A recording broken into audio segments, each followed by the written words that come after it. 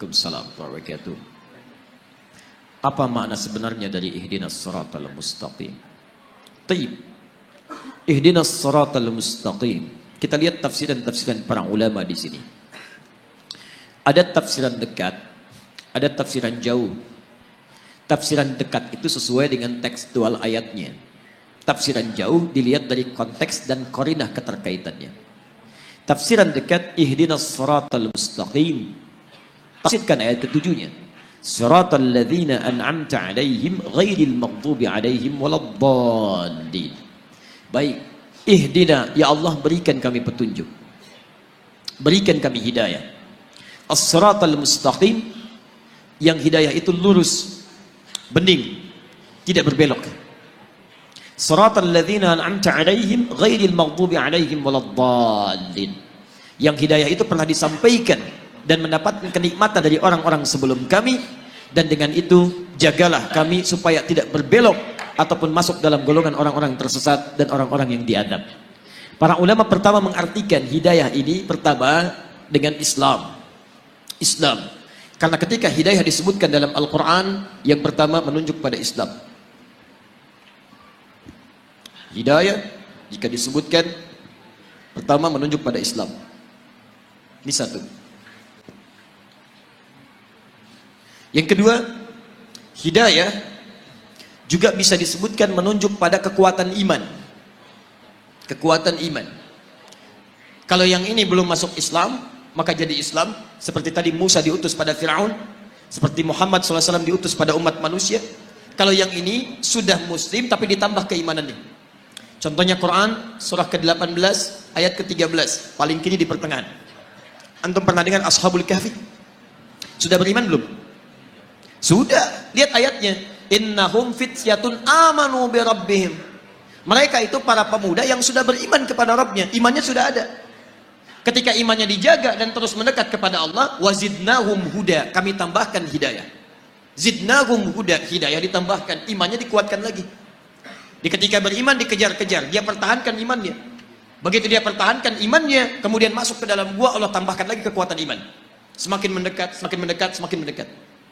Baik, tiga, ada jenis hidayah, bentuknya amal soleh. Jadi kalau orang diberi hidayah oleh Allah Subhanahu Wa Taala, artinya diberi jalan untuk beramal soleh, petunjuk untuk mengerjakan amal soleh. Dalilnya Quran surah kedua, misal Al-Baqarah, dari ayat kedua sampai ayat kelima. Lihat, dzalikal kitabu la raiba fihi hudan lil muttaqin. Hudan, hidayah diberikan pada orang takwa. Siapa orang takwa itu? Orang yang tergerak mengerjakan amal soleh dengan imannya. Alladzina yu'minuna bil ghaib wa yuqimunas shalah wa mimma razaqnahum yunfiqun walladzina yu'minuna bima unzila ilaik. Lihat, wabil akhirati hum yuqinun. Orang-orang yang salat, orang yang infak, orang yang baca Al-Quran disebut oleh Allah orang-orang yang mendapatkan hidayah. Ayat 5-nya, ulaika ala hudam mir rabbihim. Mereka itu mendapatkan hidayah dari Rabbnya. Makanya antum ketika, maaf ya, kalau kita mendapatkan hidayah dari Allah, maka seluruh tubuh kita akan tergerak beramal soleh. Bisa. Di antara makna hidayah penambahan iman. Apa fungsi mata? Melihat. Tuh, sudah keliru. Mata itu bukan melihat. Mata itu fungsinya bukan melihat. Kalau cuma melihat, kambing melihat, elang melihat. Dan saya sering katakan mata elang lebih tajam daripada mata antum. Elang naik ke udara, di langit dia melihat anak ayam, kelihatan oleh dia, diterjang, diambil. Antum naik pesawat ke udara, anak antum gak kelihatan di bumi. Tapi mata elang tidak dihisap, mata antum dihisap. Quran surah 17 ayat 36. Inna sam'a wal basara wal fu'ada kullu ulaika kana anhu mas'ula. Telinga, pandangan, apa yang kita fikirkan akan dihisap oleh Allah. Karena mata kita dihisap, fungsi mata kita bukan melihat. Fungsi mata kita melihat yang baik-baik. Quran surah 24 ayat 30 untuk laki-laki, ayat 31 untuk perempuan. Qul lil mu'minin, lihat, ketika fungsi mata disebutkan, imannya dulu disebutkan. Katakan pada pria-pria yang merasa punya iman. Siapa yang punya iman? Yang mendapatkan hidayah. Karena bagian dari hidayah adalah memberikan kekuatan iman. Lihat, hidayah masuk lewat mata, iman masuk lewat mata. Ketika iman masuk lewat mata, yaghuddu min absarihim, maka dia akan palingkan dari yang tidak baik menurut Allah. Makanya mata orang yang mendapat hidayah itu ketika melihat yang baik-baik cepat bergerak. Coba lihat, di antara sekian orang yang lewat di jalan, ditampakkan oleh Allah melihat masjid, melihat orang, melihat sekian. Berapa di antara yang melihat itu yang tergerak untuk datang ke masjid?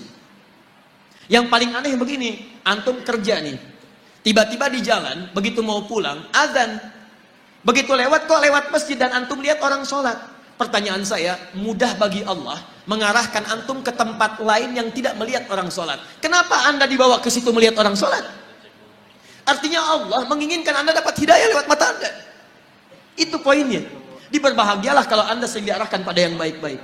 Dulu di Amerika itu ada 2 mahasiswa, satu muslim, satu non muslim. Yang muslim sering berdakwah dengan akhlaknya, dan dia sering lihat yang baik-baik. Channel One dia putar. Satu kali acara salat isya di Mekah, imamnya Syekh Sudes. Dia iseng tanya pada kawannya non muslim, perhatikan kalimatnya, menurut kamu berapa banyak orang ada di situ Masjidil Haram? Kata non muslim, saya kira 5.000, 50.000 lah. Kata temannya, di situ setidaknya ada 500.000 sebelum dibongkar. Kata yang muslim, berapa lama waktu dibutuhkan untuk membuat mereka semua rapi seketika? Kata yang non muslim, saya pikir 3 pekan. 3 pekan. Dia kira dibariskan satu-satu. Perhatikan kata yang muslim, saya akan tunjukkan pada anda, tidak sampai 5 menit semua baris rapi. Masya Allah. Kata non muslim ini, saya tidak percaya. Kata yang muslim, lihat. Begitu iqamat, Allahu Akbar, Allahu Akbar, Masya Allah, yang tawaf berhenti semua, rapi menghadap. Belum 1 menit sudah bengong. Tunggu, jangan dulu bengong. Begitu Syekh Sudes memulai, istawu, istaqimu, rapat, rapi, tegak semua. Begitu takbir, Allahu Akbar, semua takbir seketika, rapi, nggak sampai 5 menit. Tiba-tiba hidayah masuk lewat mata. Tuh, pertama, Islam. Dia berkata, perhatikan perkataannya, tolong tunjukkan pada saya bagaimana caranya masuk Islam, karena agama ini bukan buatan manusia. Nonton salat isya, dapat hidayah, masuk Islam. Yang paling aneh, sudah masuk Islam, diajak salat isya, nggak berangkat. Itu poinnya. Hidayah masuk lewat mata. Makanya mata orang dapat hidayah, itu lihat yang baik-baik cepat, yang tidak baik dia palingkan. Lihat handphone, tayangan gak baik, dia palingkan. TV, gak ada acara yang gak bagus pindah channel. Majalah, gak ada yang dibawa yang gak baik-baik, yang baik semua, baik. Makanya kalau antum sering lihat yang baik-baik, yang halal-halal, yang haram, antum gak akan peduli. Seorang suami yang selalu menatap istrinya yang halal, maka matanya tidak akan pernah diarahkan pada yang haram. Demikian pasangan, demikian kehidupan, dan cepat, bahkan istighfar dia. Kalau dia sudah jadi penghuni surga, lisannya cepat istighfar. Quran surah ketiga, ayat 133. Wasari'u ila maghfirah. Perhatikan, ada calon penghuni surga seluas langit dan bumi, orang takwa itu cepat beristighfar. Begitu dia lihat tayangan yang tidak baik, dia palingkan, lisannya istighfar, astagfirullah. Dan cepat, antara lisan dengan mata itu seimbang, palingkan, astagfirullah. Nggak ada yang terlambat, astagfirullah. Nah, itu belum jelas ya. Jadi ihdinas siratal mustaqim bisa dipahami sebagai bimbingan dari Allah supaya mendapatkan keislaman, bisa peningkatan iman, bisa peningkatan amal saleh, ya, bisa petunjuk pada yang baik-baik. Tayyib ihdinas siratal mustaqim, yang tidak berbelok, yang lurus, yang baik, yang tegas, yang nyaman, dan inti paling besar itu Al-Qur'an. Nanti tafsir siratal ladzina an'amta 'alaihim ghairil maghdubi 'alaihim ditafsirkan di Quran surah keempat ayat 69. Yaitu ada para nabi, ulaika ma'al ladzina an'ama Allahu minan nabiyyina was-siddiqina wasyuhada was-shalihin. Jadi kalau antum ingin seperti orang-orang mendapatkan hidayah, ikuti manhaj para nabi, ikuti orang-orang saleh, ikuti jejak para syuhada, ikuti orang-orang jujur. Maka bagaimana caranya? Wa may yuti'illaha war rasul. Ikuti Allah dan Rasul. Itu caranya. Ya. Jadi asal katanya sebetulnya kalau secara bahasa tafsiran ini tidak dekat kepada tunjukkan jalan yang lurus. Ya, tapi itu kadang sering dipakai.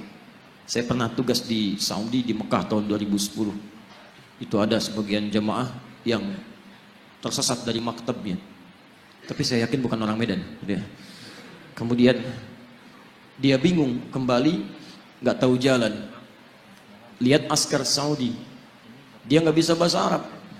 Askar nggak bisa bahasa Indonesia, nggak nyambung dua-duanya. Maka dia teringat ayat ini, Masya Allah, Pak, ihdinas siratal mustaqim. Tunjukkan kami jalan yang lurus. Askarnya nggak bisa bahasa Indonesia, pakai bahasa Arab aja nyambung. paling cepat askarnya teruskan ayatnya. Suratal ladzina an'amta 'alaihim ghairil maghdubi 'alaihim waladdallin.